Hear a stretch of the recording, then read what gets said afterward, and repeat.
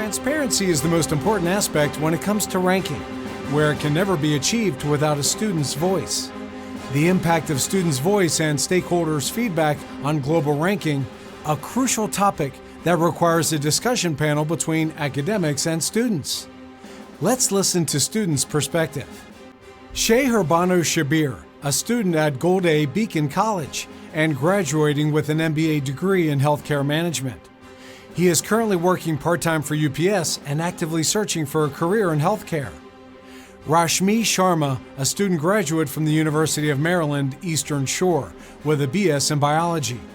And Connor Watson, who is experienced in student governance and student involvement in higher education. Joining also Shannon R. Blake Lynch, who's an English instructor at the University of South Carolina, where she has worked for more than 10 years. Shannon is currently a student at Gwinnett Mercy University, working on her dissertation focusing on microaggressions in higher education classrooms. And Dr. Laura Dowling. She has 25 years of corporate operations management experience and 15 years of experience in educational leadership. Dr. Laura, the stage is yours. Hi, everyone. We're here at the World Higher Education Ranking Summit 2022. Our topic in this session is the impact of student voices and stakeholders' feedback on global ranking. The problem with college ranking systems is that they focus on prestige instead of learning and students' experience once they enter college. Ranking hurts low-income and minority students by shifting resources away from needs-based aid to improve scores. Ranking systems drive the cost of college up and standards down. For example, the calculation method of financial resources per student counts resources expended, encouraging bloated administration, maintenance, and operational costs. Ranking places heavy emphasis on research at the cost of dedicated teaching and high-quality program education. One popular university ranking system measures 9 broad areas: graduation and retention rates, graduation rate performance, graduate indebtedness, social mobility, which really means Pell graduation grant rates, faculty resources such as class size, faculty compensation, percent of faculty with a terminal degree, percent of full-time faculty, expert opinion, financial resources, student excellence, which is really a measure of high school standing of a student in the top 10 or 25 percentile of high school. And finally, alumni giving. Certainly, these are important factors, but these don't paint a fair and accurate picture. Ranking systems don't measure and account for the skills gap and rising dissatisfaction of industry who claim graduates lack skills in several areas: critical thinking and problem solving, self-management, leadership, resilience and stress tolerance, interpersonal skills, intercultural fluency, and communicating effectively, both verbally and in writing. These critical competencies are not presently ranked and muddy the choice for high school students trying to select the best fit university. Our panel today includes several key stakeholders in higher ed: students, faculty, also business, industry, and education. We will talk about the criteria that needs to be ranked and provide recommendations on how to restructure college ranking systems to better serve the student consumer. The question: on what criteria should colleges and universities be ranked so that ranking systems are equitable, transparent, and can provide real guidance for students to determine best fit during the college selection process? Shannon, how about if we hear from you first? You have one foot in both camps. Yeah, of course. You said something in your introduction that really stuck with me. It's that students are stressed out all the time. They don't have those moments. I've actually been talking to my students recently this week about it. They said that they have no free time, that they're just studying all the time and they have to do all of this research. And I asked the question, research on what, for who, and X, Y, and Z, because they're in my composition course, and it seems as if they have more writing and research to do in their other courses, even their math or biology or chemistry courses. And they're freshmen. This is their first year in college. This is their first experience.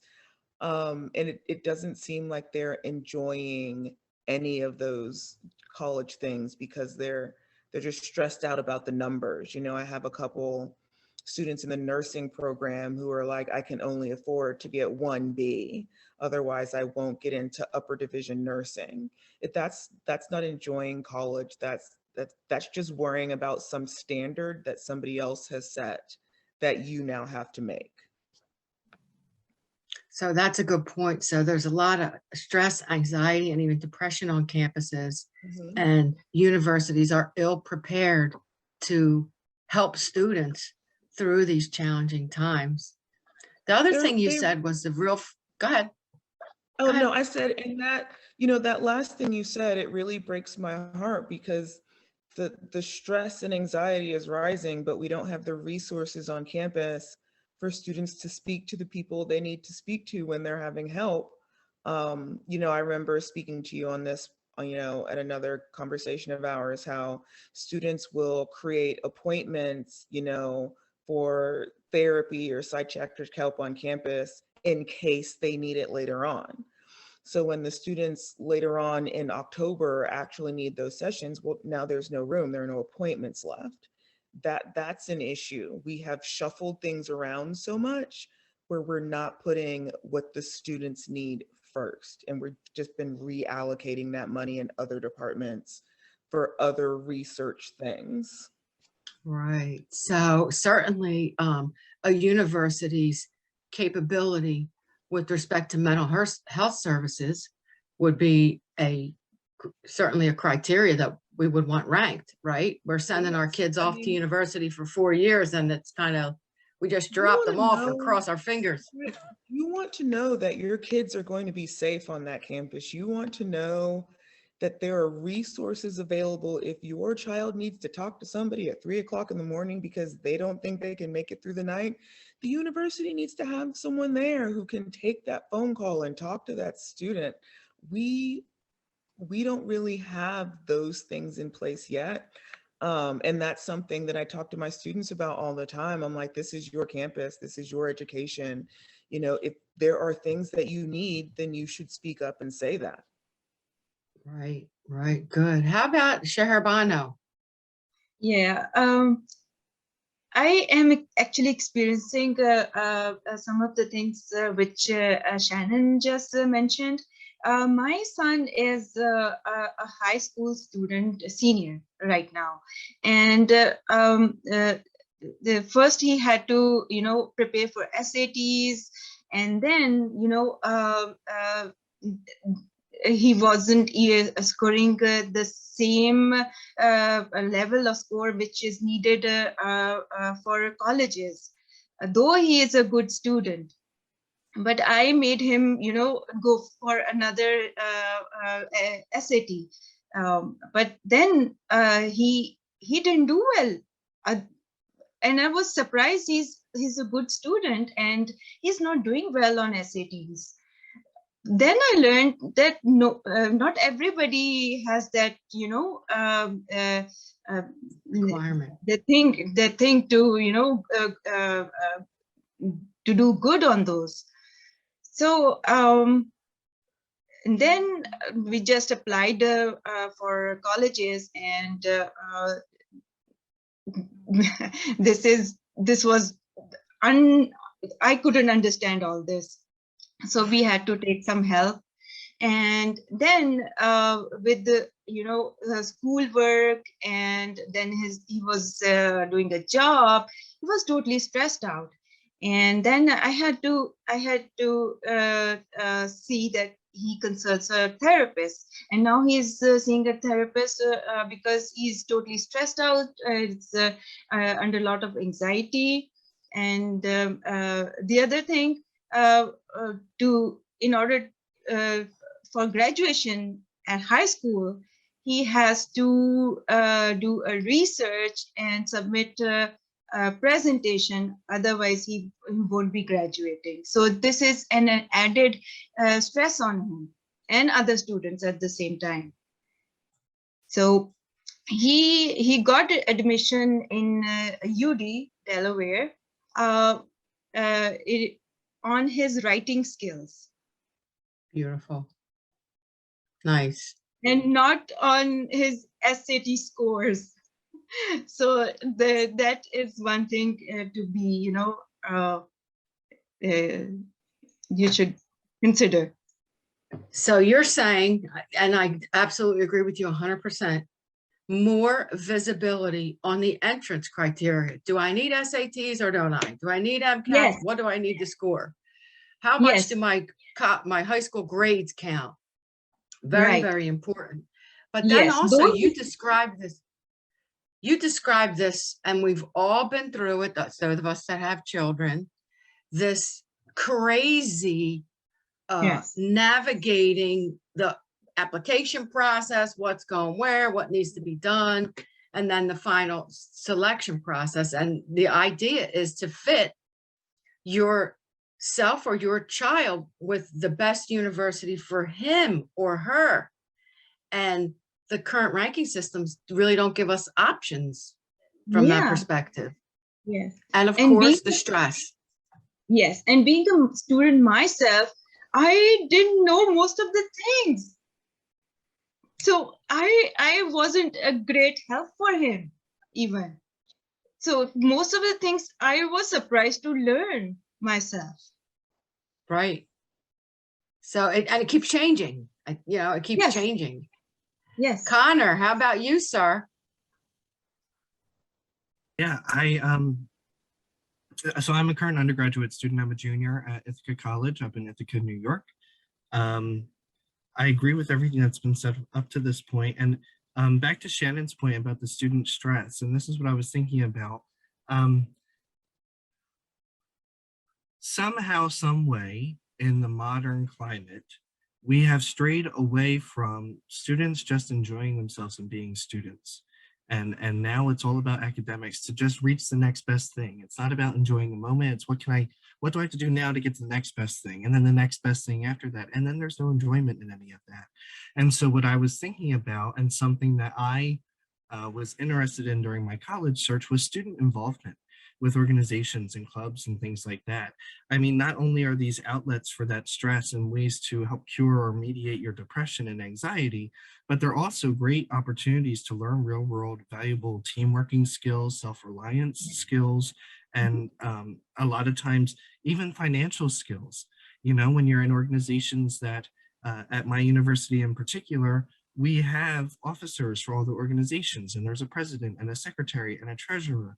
And it's all about learning processes and understanding them, because frankly, those, in my mind, in my experience, that is more what I'm carrying with me from my college experience than necessarily my degree.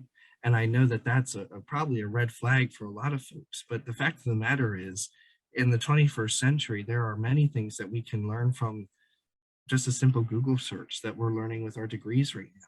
And so it's time, and I know this is beyond the spectrum of this conversation, but higher education needs to shift away from this is the only way you're going to learn into how can we apply what you're learning and what you're going to learn to make you that self-reliant individual, to make you a contributing member to your corporation or family life or society as a whole. And I think a great way to garner lots of those skills are finding ways to get involved outside of the classroom. Find ways to enjoy your time as a student with other students, doing things that you love, whether that be a Red Cross club or where you can help coordinate blood drives, or maybe you just really enjoy playing the game of chess and you want to have a chess club and it lets you kind of find an outlet for all these stressors and anxieties that doesn't involve just having to find a way to get an appointment for a counselor. And what Shannon said, I mean, that's true even at my campus too. You know, understanding where these resources are, how available are they? And I hate to say it, but we were on a path, an upward path prior to the COVID-19 pandemic. And then like every other industry, you know, higher education has had to make cuts. And it's sad to say that a lot of these higher education institutions have made cuts in areas that benefit students the most. Because, Excellent. Yeah. as you could imagine, those are the areas that have the biggest budgets. Yeah, that's very, very good, very excellent points, Connor, that the extracurricular opportunity, okay, many of the students, if they are available and budgets haven't cut them, there's no time because I can only get 1B this semester. We're racing for that 100, and I like my students tell me all the time, they don't know what to study. When they have a question, they Google it, and I'm like, what? So it's just this whole topsy-turvy piece. So integrating these criteria into university ranking systems, again, will give them more visibility where the student can select, you know, I need a university that has good mental health care, that has extracurricular activities in this space. Also, Connor, another thing that you said that was very important, but students claim they don't have the time, was volunteering on these committees or these extracurricular activities gives you real world practical experience. It's beautiful. So these are the kind of things we need to be ranking. Beautiful work, Connor. Rashmi.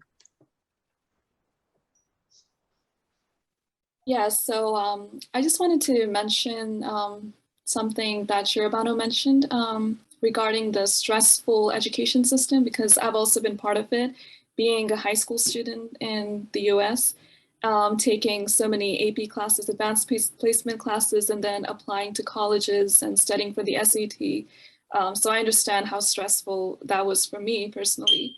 And then going into college and taking all of these advanced classes and not finding the proper outlets to release my stress. So just wanted to share that perspective as something I can relate to. So important, right? Because we usually gravitate to something unhealthy, which results in exacerbated mental health issues. So universities really need to do a better job. There's, you know, there's technology, there's apps available out there that can support mental health in the classroom. I've seen a lot of them, and they're low cost that would enable a professor to get a pulse of every student in the classroom, how they're feeling today. So Shannon and I talked about this previously. I don't know if a student is stressed out or has bad anxiety or depression just by seeing them. Usually it's something that triggers me to have a conversation with them. Are you okay? For example, not submitting assignments or not coming to class, you know, and then as educators, as faculty, you know, we do not have expertise in psychology and psychiatry and mental health. Most of us, I mean, I do, and Shannon does a little bit because that's on our radar, but your math teachers, they're teaching statistics, math, and accounting, and doesn't know how to have that conversation. So these are some things that need to be ranked through a ranking system so that we can do a better job servicing students in higher ed. Shannon. Yes, Connor said something that really, I just had one of those moments. So he was talking about student involvement and student engagement on his university, and he wanted a place that had that type of environment. And it made me think about, you know, the university that I am at.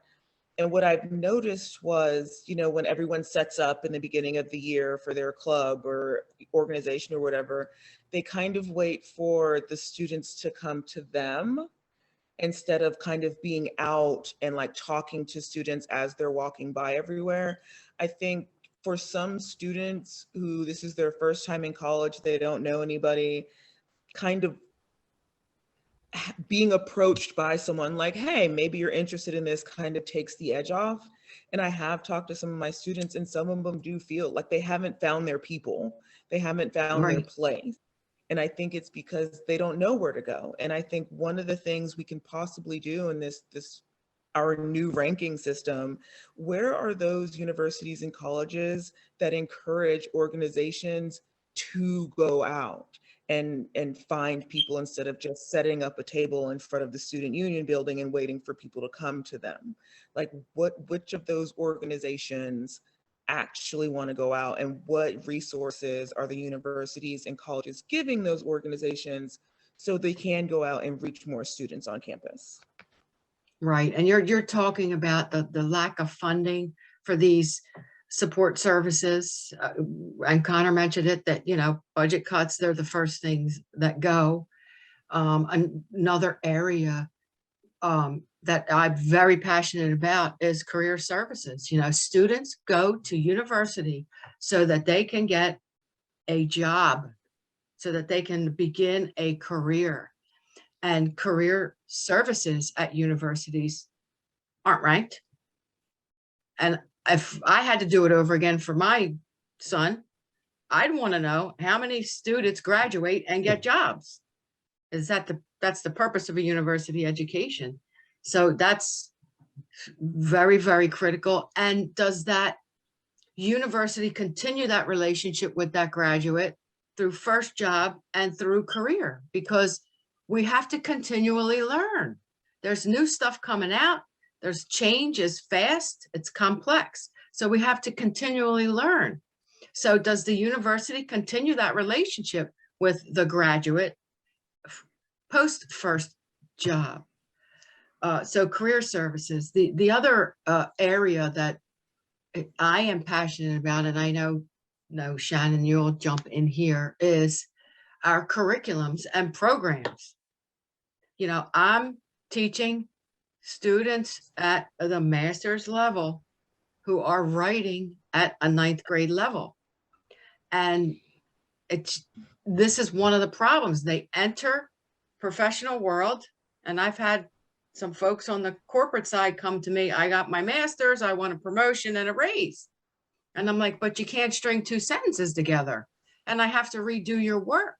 So it's important that the skills gap is filled at the curriculum and program level. Students should be graduating and have solid writing and communication skills, resilience, problem solving. Critical thinking is another one that just drives me crazy. Like, connect the dots. I think a lot of students are like, I have this problem, and folks in the workforce too. I can't do this, or here's the problem. And I'm like, and what have you tried so far? Well, nothing. Well, that's the critical thinking and problem solving that we have to infuse curriculums with. So when students graduate, they understand their discipline and they understand some content, which, as Connor says, is Googleable later. But these, digital literacy, financial literacy, writing, and communication aren't Googleable. And they need to be infused in curriculums and ranked. Can I speak? Go. I knew you were going to. So, yes to everything that you just said. And on top of that, I think what's happening is, in the past, like Connor was talking about, like we got away from college kind of being that place where you can kind of figure out who you are. I think what's happening now is they don't have the time to figure out who they are, and they're just being crammed with all of this information. They don't have the confidence to think critically because they didn't have those experience that, by the time I left college, I was not the same person I was freshman year. You figure out who you are as a person. You figure out, like, what are my beliefs? What are my political affiliations? All those things you learn in college, but now it's study, study, study, You know, I had a student who spent 3 days in the Thomas Cooper Library studying and hadn't seen a roommate and left the library and came straight to class. When they leave, they might have information, but they won't have the confidence to do anything with that information because we didn't build up those critical thinking skills. We just threw information at them and was like, thanks for your money, goodbye. Right. Yes. And community, you're saying, you're talking about community. I still meet with my undergraduate people at my undergraduate university once a year. We're developing long-term relationships, you know, and we stay connected, and we are in a social networked economy, and those relationships and the college experience is so important, right? To you as a human being experiencing life and figuring out your purpose. I want to hear from some student perspectives. Connor, Rashmi, Sheherbano.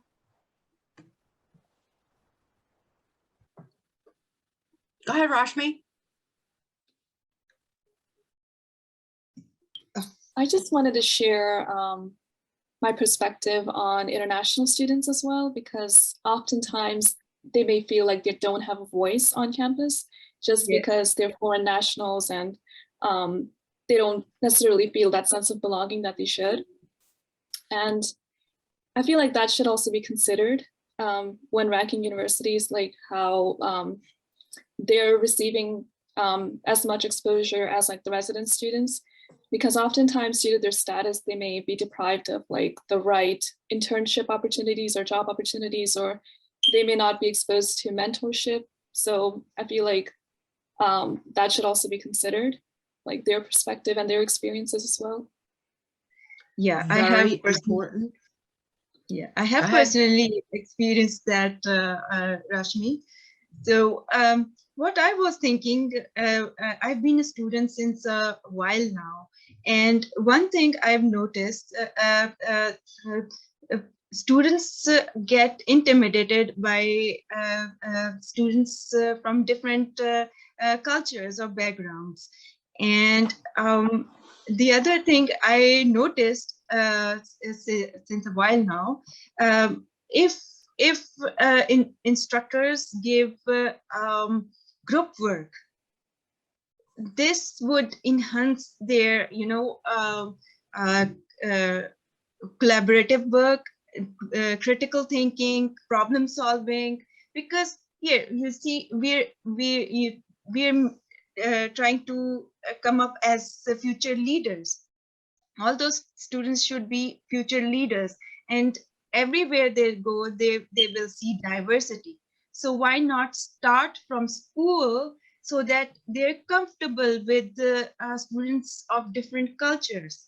So instead of giving too many assignments, why not give them group work so that they work together, learn together, and be prepared for roles like leadership?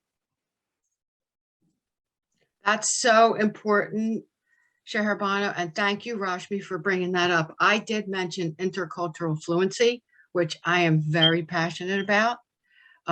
Group work enables diverse students to solve problems together, and it also enables leadership opportunity. On the faculty side, Shannon, you can chime in here. It is sometimes more labor intensive to manage group work in the classroom. It appears in the majority of my courses because it's that important. Most of the work happens in teams, right? And the world is flat. I've been working with offshore since the late 1990s. So working in diverse teams all the time, which leads me to the other light bulb, required course at all programs. One, public speaking, but two, working across cultures, right? We need to understand. I got culture shock when I reported to a team in the South United States because I wanted New York Minute. Meeting starts at 9. You should all be logged in at 5 of. Let's go. And their culture was totally different. It's like 10 after, and I'm like, are we having this meeting or not? So I had to educate myself and figure out, okay, so I can do this, but it was a little bit stressful for me. So another required course, according to Dr. Laura. Shannon? I have a love-hate relationship with teamwork. I love it because I love seeing my students working together. I hate it because I don't know what to do with myself. And so I'm and what I've learned to do now, and it's always amazing to see like my students working together, because at first there's that shy moment where nobody really knows what to do and say. And then afterwards, you can really start seeing people from different backgrounds, like kind of working things out. What I love about that is that, one, it teaches tolerance. They don't know that it's teaching them tolerance, but it does. And two, people from different backgrounds, our brains think differently because we've been around different cultures and different religions and different histories. We process information differently. And so if my student from, South Korea is conversing with my student from Oklahoma, yeah, the pairing might seem strange, but at the same time, and I have a 50-minute class. So when we're doing group work, it's like a simple question type of thing. When I see them coming together, most of the time, as I'm sitting at the front of the classroom, pretending not to be eavesdropping on conversations, I hear, oh, I never thought about it like that. Or, oh, that's a good point. Those are things you get through group work. You're not going to find those things by yourself, which is why I love discussion-based classrooms. And I tell them all the time, if you are not comfortable speaking on this topic, this is probably not the class for you, because I will ask you, what is your opinion on this? That's how I kind of get around the critical thinking and them not really having any skills, is I ask them, what do you think about this? Not what are your parents, not what your friends, not with your auntie down the road. What do you think about this and why? So they have to then provide that evidence, some type of evidence. Going back to the writing part that you mentioned, it is a struggle, because when they get to me, I'm assuming that they already know the basics. And so what I've actually had to do when students come to me, and they come every semester, I'm terrified about my writing. I'm terrified about my writing. I'm terrified about my writing. And I tell them, well, don't, in my class, I can help you with those little things, is how I refer to them. You need help with grammar, I can help you. You need help with sentence structure, I can help you. What I can't help you with is thinking for yourself. I grade on their ability to think through information, not on their ability to put two sentences together, because my job is to help them put those sentences together and make sense of it. If I can get them thinking for themselves, the rest of that for me is just easy street. Yeah, I think 2 additional criteria, especially for ESL students, English as a second language, is, what's the writing lab doing? How's the writing lab supporting the writing and communication skills? And what about tutoring skills? I mean, I had students at the master's level, I can see the English, but I know it's Spanish. Honestly, because she's thinking in Spanish and writing in English, or he. So what support is there for those kinds of things? Should be part of the ranking criteria. Sheherbana, did you have something you wanted to share? Not that I think of. Okay. Rashmi? No. I love that you brought up the intercultural, and we have to remember that the experience at the university translates exactly into corporations. Okay. And if we're not talking about intercultural literacy, if we're not working together as groups, if we're not learning leadership competency at the university level, we don't have it at the corporate level. And I do a lot of weird things in class and do the same thing in corporate America. I usually have a potluck, you know, bring something from your culture to eat. That was pre-COVID. Today, I usually will create an assignment that has to do with individual culture, just to bring it up and make it more transparent in the classroom. So it's so important. We have to remember that we go to university to be prepared to enter the job, right? To prepare to enter careers. So when corporations complain that there's a skills gap, you know, I understand it because I experienced it as I was on the corporate side. So it made me very aware that I infuse my courses with practical. This is why you're learning this. This is how it connects to the real world and your practical experience on the job. It's that important. Does anybody else have any other comments about what criteria should colleges and universities be ranked on so that ranking systems are equitable, transparent, and can provide real guidance for students? Because we have a lot of first-generation college students whose parents cannot help them. As Sheherbana said earlier, complete the application, check the essay, and do all these tasks and activities. We'll go around the Zoom one more time. Shannon? Okay, I have two things. One, going all the way back to, you know, Cher Herbano talking and yourself talking about like what it's like having kids going through this.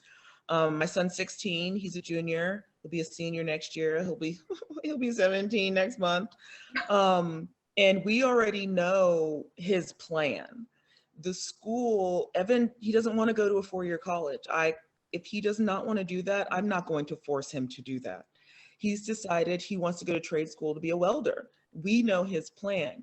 His guidance counselors are still trying to convince him to do the SAT prep and the ACT prep. My child has test anxiety. He's not going to test well no matter how much studying he does, because it's going to freak him out the second he sits down to do it. And I told my son, college isn't going anywhere. If you want to do trade school and do welding for 15 years, you can always stop and go back to college. I want him to feel comfortable with his decision after he leaves high school. I don't want him to feel like college is the only avenue, because it's not. My second thing is, I think part of our ranking system, and it really goes back to that last thing you said, Laura, should be, are there professors, instructors, advisors who are, I guess, caught up on the new ways that we can educate students moving forward? You know, I have professors who still use that traditional model, and it doesn't work for students whose attention span is like a TikTok 3-second video. You have to learn new ways. I want to know, is your university, you know, allowing your staff, your professors, these opportunities to learn new ways to teach? Are they going out on their own to learn new ways to teach? Are they incorporating those into the classroom? I can't send my TikTok, Snapchat addicted child into a classroom for an hour and 15 minutes of straight lecture. That's not going to work for him. And I'm not going to send my child somewhere where I know that the environment's not there for him to succeed. That doesn't make sense. And yeah, even when talking to students, I'm like, listen to me. As a parent, I'm telling you, your parents will not be okay knowing that, you know, 2 weeks into class, you know, your roommate dropped out because they couldn't handle it, or the person down the hallway dropped out because they couldn't handle it. We're 2 weeks into class. I had a student this semester come to my class on that first Friday, and my first day, it's the syllabus. It's syllabus day. There's no heavy lifting for my freshmen on syllabus day, but the department where I work has an assignment due that first day. I'm getting to know you, you're getting to know me. Like, this is the first time we're meeting and I'm gonna throw an assignment at you. No, we're gonna come in here, we're gonna go over the syllabus. I'm gonna tell you some weird stuff about myself. Hopefully you'll tell me some weird stuff about yourself, because how can I get them to trust me if I'm not myself? If I'm not Miss Shannon Renee Blake Lynch all day, right? And my students do talk to me. They hang out with me after class in my office. They'll come bring me a cake pop from Starbucks and tell me what's going on in their life. Is that extra stress for me? Yes, that's extra stress for me. They're my students, they're my kids, they're my babies. I love every single one of them. But I don't know how to not do that, because I know they don't have the resources. I know they don't have anywhere to go. I know that they don't have any other professor that's going to sit down there and be like, oh yeah, bring your whole lunch to my office. We'll do a whole powwow. I do that for them. They need to know that somebody on this university who is not related to them cares. Every day after class, I say, questions, comments, concerns about anything? No. I love you. Be safe. Take care of each other. Those are the last things I say every class period. I feel like there needs to be more of that. Much more. I have students from New Jersey who's never been outside of Jersey, and now they're here with no one. I can be your someone. I don't care. Like, yeah, I've got a lot going on. I have a life too, but I know what it's like to be a freshman on a campus and my family's not there, and to feel completely alone. I know what that feels like. And I don't want a 16, 17, 18, 19-year-old student to feel that way. I have a student who's 16 from Connecticut, and she's away from home. She can't go to bars with her peers. She can't go out with her friends. She's 16. She talks to me in my office and she drinks her hot chocolate with marshmallows on it, and I drink my Frappuccino. There's somewhere for her to go. That's all I want for all of my students. Is there somewhere for you to go where you feel like you can't move, you can't breathe? I need a university who's going to do that for all kids. So important. I have the same with my students. They trust me. They can tell me anything. And it makes for a wonderful relationship, and it reduces their stress. You mentioned a couple things: the teaching approach and pedagogy. You know, we are got to start using artificial intelligence and simulation. We have measured the attention span today, 5 seconds. A goldfish, 6 seconds. So the old way of doing this, lecturing hour after hour after hour, it doesn't work. It's a waste of time. We have to start applying micro-learning strategies and innovating the way we deliver it. Excellent recommendations. I love that you said the way we deliver it. I come in, whether I like what we're reading or not, I come in there and I was like, okay, what do we think about it? Like, I'm excited. They feed off of your energy. You know, when I had professors kind of dragging in, I'd be like, oh my God, it's going to be the longest hour and 15 minutes of my life.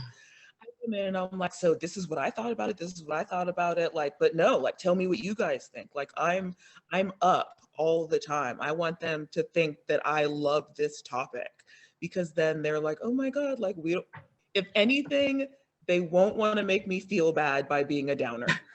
So they'll participate. Good, good. I'm pretty high energy too. Chair Herbano. Yeah, education should be something that you retain, right? Should be not really fun, but you know, that you remember. Take it along with you, and not something that you feel like a burden, you know. You're working extensively, and then after a few days you're totally forgotten about what even you learned, you know. So Mhm. education is something you should retain, you should remember, oh, this is what I learned from Dr. Laura's class, right? So I would remember that. And I still remember, it's been a while since I took my marketing class. I still remember that class, what I learned in Yeah. that class, because it was extremely interactive. Yes, interactive. Yeah. That's an excellent point. Retention and not to be burdened or bored. Yes. And this is why Mhm. Shannon and I are like, trying to do some entertaining up there. You guys couldn't see it in our class because it was Zoom, but in the classroom, we have some space and we can do some different things in the class. That's very important. Thank you. Retention and not overly burdensome. Not real easy peasy either, right? Yeah. But not a burden, not just let me get 100 on this test, push it out and get to the next test, push it out and get to the next test. Mhm. Excellent. So criteria around that space would be very helpful. Mhm. Rashmi, you're next. So I totally agree with what Sharbano just said, that learning should be interactive, it should be engaging, and it should give you the ability to retain the information better. And I've honestly found that an issue myself as a student, being in classrooms where it was hard for me to retain that information just because it was so grade-based. There was not enough engaging, interactive experience. And I like to be in classrooms where we can apply the knowledge to the real world. So yeah. Yes, all very, very important and very easy, right? Very easy for us to rank today because students should have a vote in the ranking, right? You should be able to rank your university around all of these criterias, right? Not just some stuff he has at the top, pushing numbers in that are really of no value. Connor, my friend. Yeah, just hearing everything that's been said, ultimately this all just needs to become more student centered and more student focused and less number centered and number focused. Numbers, I'm sure there are some people who love numbers. I do not love numbers personally. I love people and I love talking to people. And if we want students to come to these universities and find their fit, you can't treat them like numbers. You need to talk to these students and hear what these students are looking for, whether they're international students or just a student who's coming from 5,000 miles away on the other side of the country. They need to know what they're getting themselves into, and they need to know that that school, that university is there to support them and their whole selves and not just their academic life. It needs to be a transition from just producing the greatest academics to producing the greatest well-rounded individuals to contribute to their societies, to their workforces, to their communities. Beautiful. Student-centered so that we can prepare students for community and workforce. Excellent, Connor. Excellent. And treat the whole person, right? It's got to move away from statistics and numbers. Not that those are not valuable because they give us information. But let's get back to the people-oriented student success. A student should feel comfortable going to a university, that they're going to be comfortable in that environment, and that they are going to have the opportunity to be successful, right? Beautiful stuff. And I like, think you know, you that's look at it, higher education, you're entering a 4-year committed relationship, basically. And Yep. in any relationship, friendship, romantic relationship, work relationship, if both sides of both parties in that relationship are not pulling their weight, it's going to cause stress and it's going to cause disjointment and it's going to cause unhappiness. And ultimately, when we're talking higher ed, it's the students that have to carry the burden of the stress, the disjointedness, and the unhappiness. And something needs to change so that that's not the case. That's a very beautiful metaphor, relationship based, and it's two-sided. And we should focus on the student, customer, consumer. Beautiful work. Thank you, everyone, so much. There's so much valuable information in here. I really appreciate you joining me this afternoon. Thank you for coming. Linda, you can. Thank you for having us. Oh, you're welcome.